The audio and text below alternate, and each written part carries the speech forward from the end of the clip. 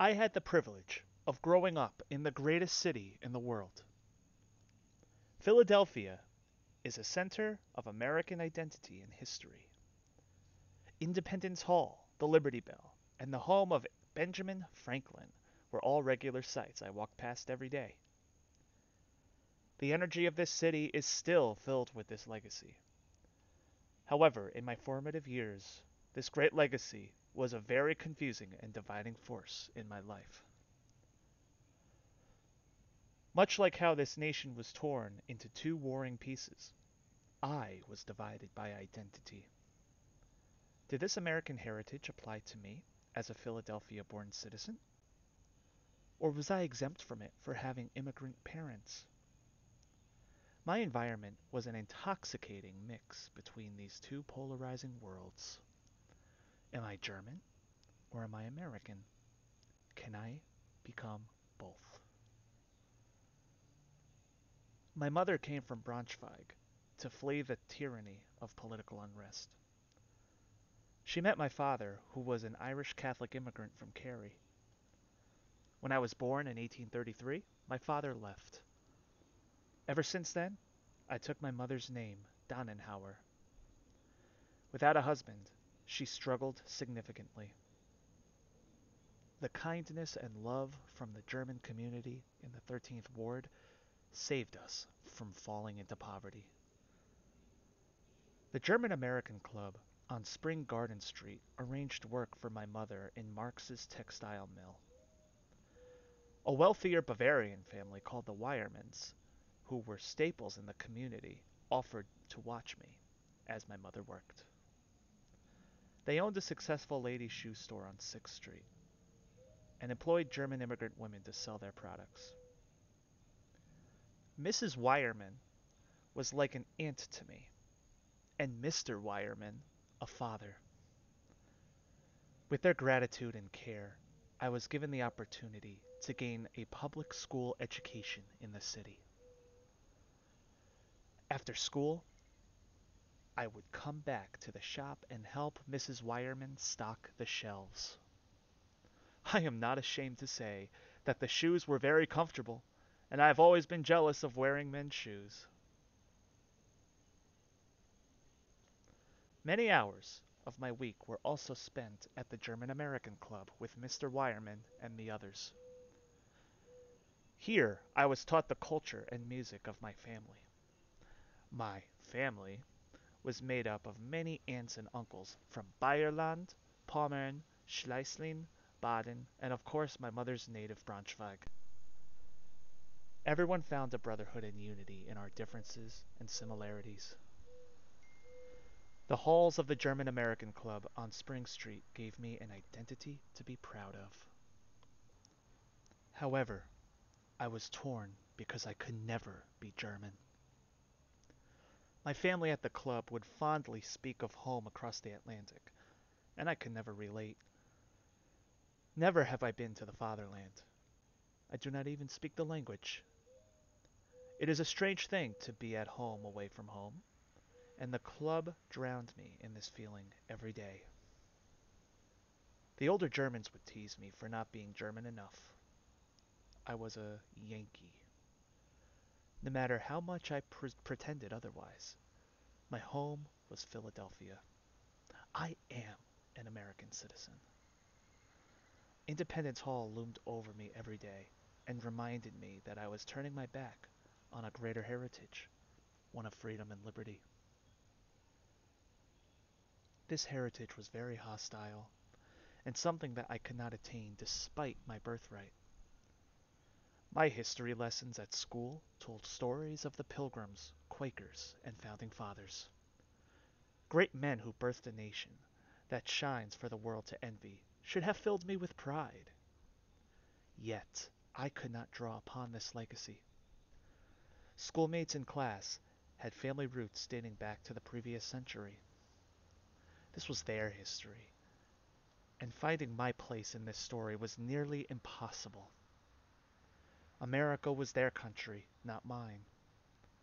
I learned this hard lesson when the city burned in 1844. I was 11 years old when Philadelphia experienced a violent pogrom.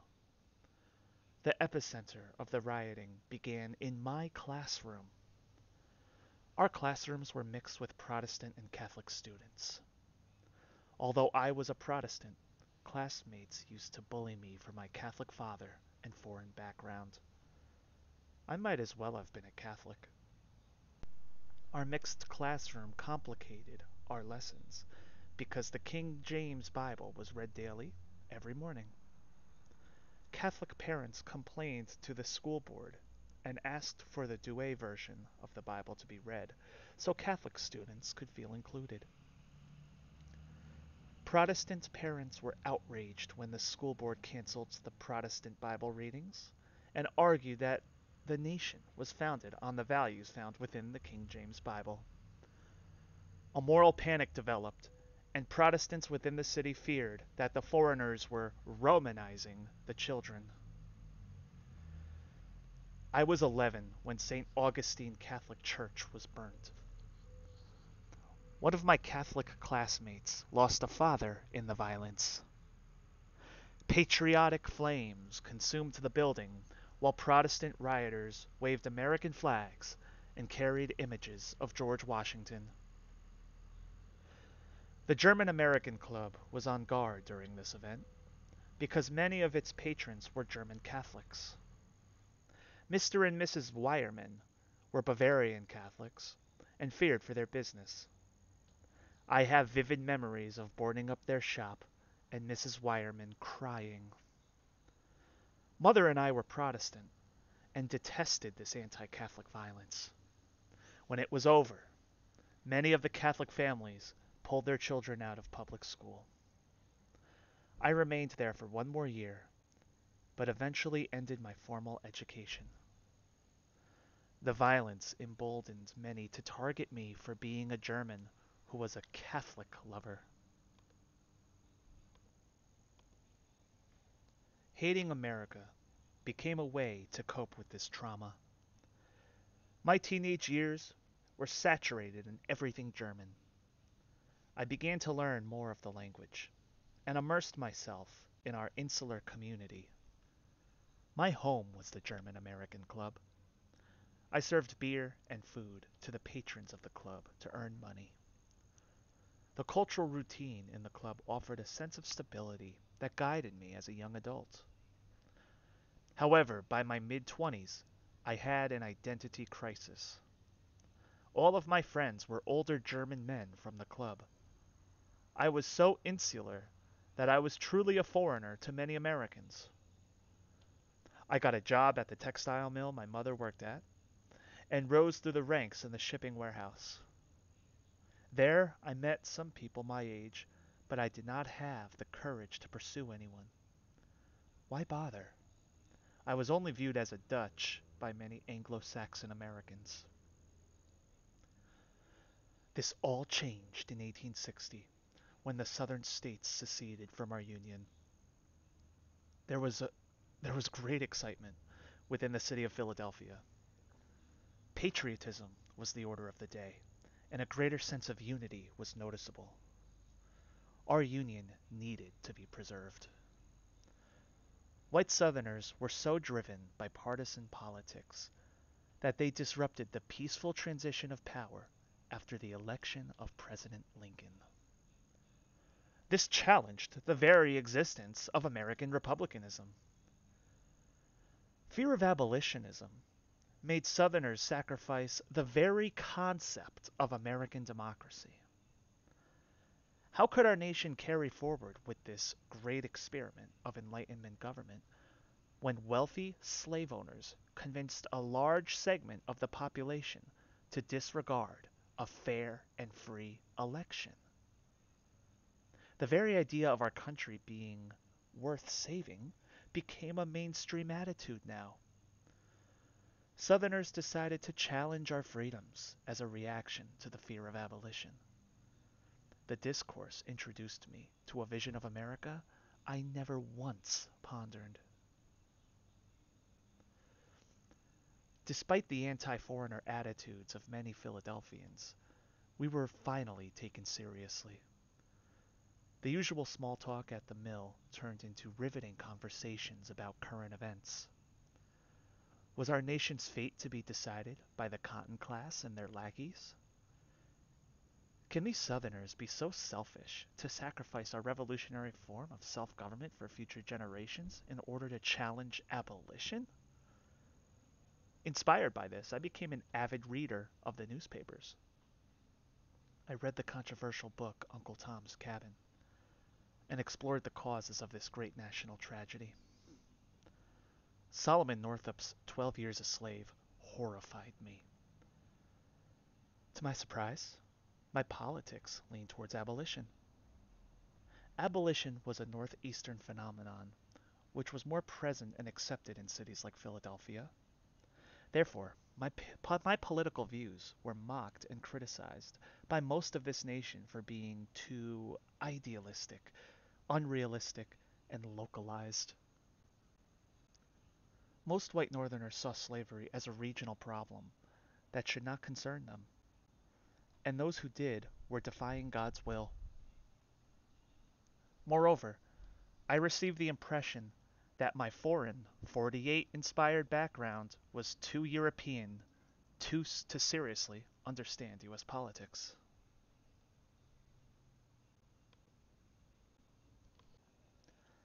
This country was dominated by authoritarian politicians who built a country that exclusively served the cotton class.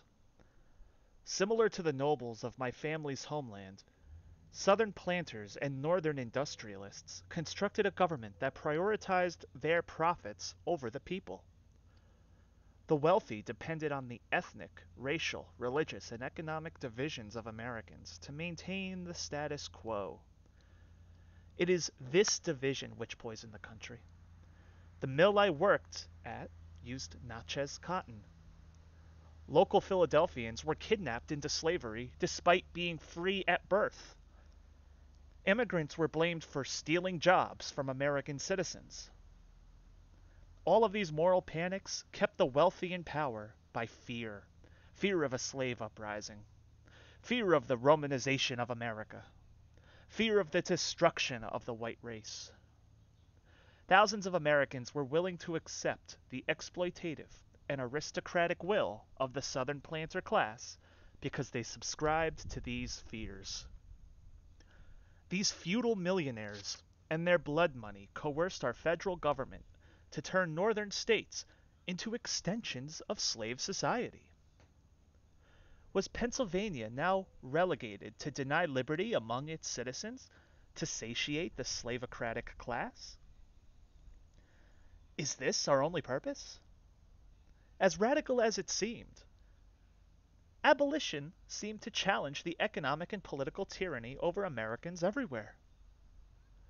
Revolutionaries who long stood for democratic government, like our very own Karl Schurz of Prussia, believed that abolition was the only way to effectively challenge the bourgeois tyranny that worsens the lives of Americans everywhere. We must not fear one another anymore and preserve our government over the issue of abolition. Many people at the mill thought of me as another German radical. When I tried to take these conversations back to the German American Club, my aunts and uncles thought that I was straying from them. I remember one day Mr. Wireman yelled at me for turning my back on our people. He told me that Americans who wave the flag are oftentimes the same ones who burnt down St. Augustine's church. He did not want to lose me. Abolitionists like Elijah Lovejoy were being murdered, and their assailants praised by members of Congress. It was a dangerous time to exist in the United States as an immigrant, but even more so if one called for abolition. There was a fire within me. For the first time, the great stories of our founding fathers in Independence Hall finally made sense. This nation was worth saving if it would rid itself of chattel slavery. With a more inclusive nation, we can tear down the restrictive visions of America that burned down our city in 1844. It was liberating to finally love my home. I felt compelled to action. With the start of the rebellion, it became more widely accepted to believe in abolition. Without slavery in Pennsylvania, our collective vision of patriotism was not confined to a localized protection of our property rights. Rather, our patriotism was informed by liberty, which extends to everyone. We will no longer be slaves to the cotton class and support unconstitutional laws such as the Fugitive Slave Act. The winter of 1861 and 1862 was an exciting time for me. My presence at the German American Club was decreasing because I found the 1st Regiment Greys Reserves. The Greys were a patriotic militia within the city of Philadelphia, led by many of the city's most outstanding individuals. They volunteered to act as the city's home guard and often ran fundraisers for the war effort. On a cold January afternoon in 1862, I strolled into the Greys' headquarters and volunteered my time to assist them with a fundraiser. A tall, uniformed man named Rodney greeted me. He was a few years older than myself and listened as I explained my desire to help raise funds. Rodney told me that the Greys were in need of winter coats and offered to take me on their efforts to raise money for the regiment.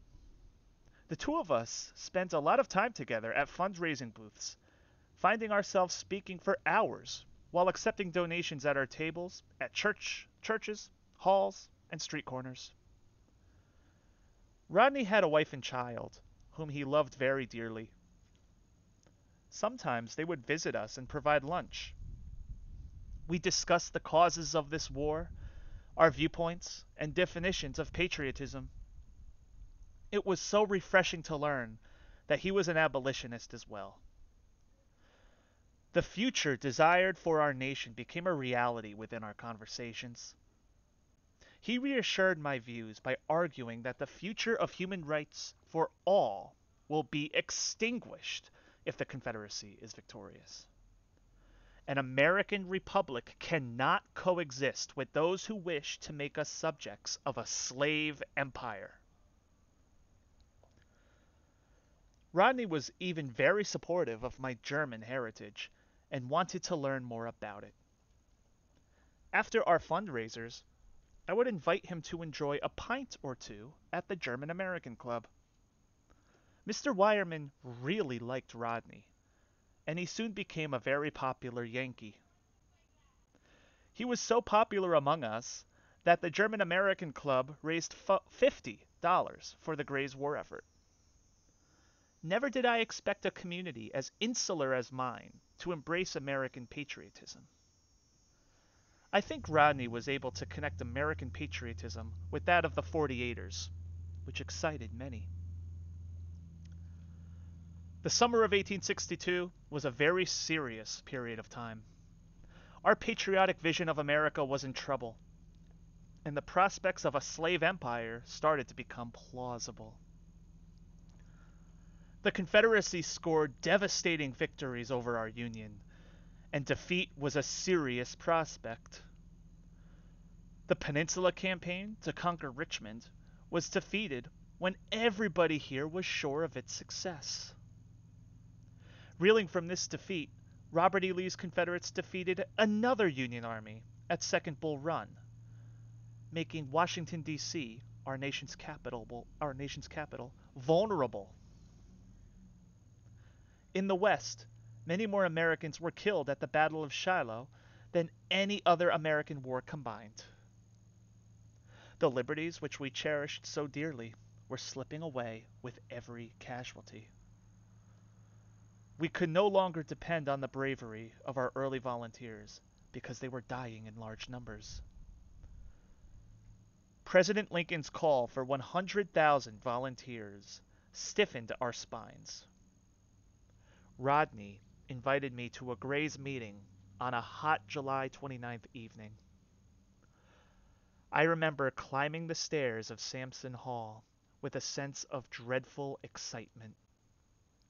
Something big was about to occur, but I did not know what to expect.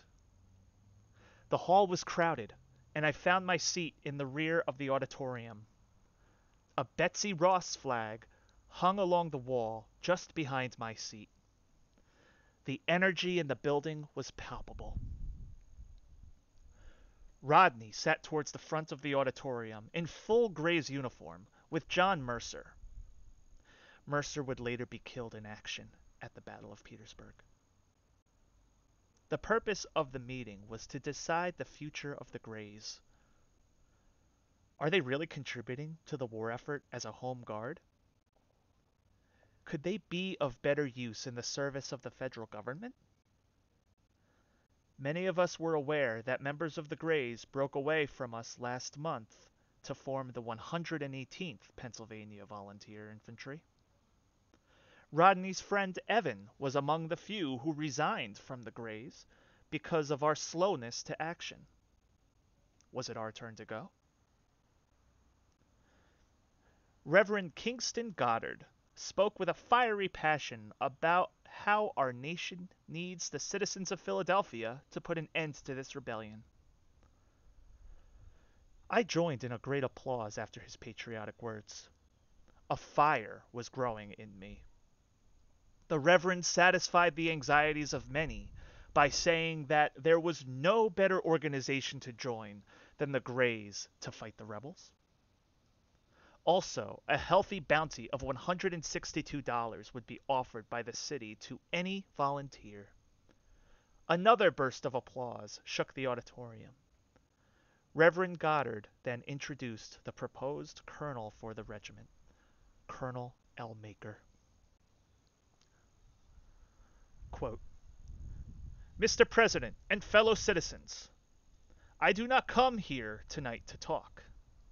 I have come here for a far different purpose, which is to act.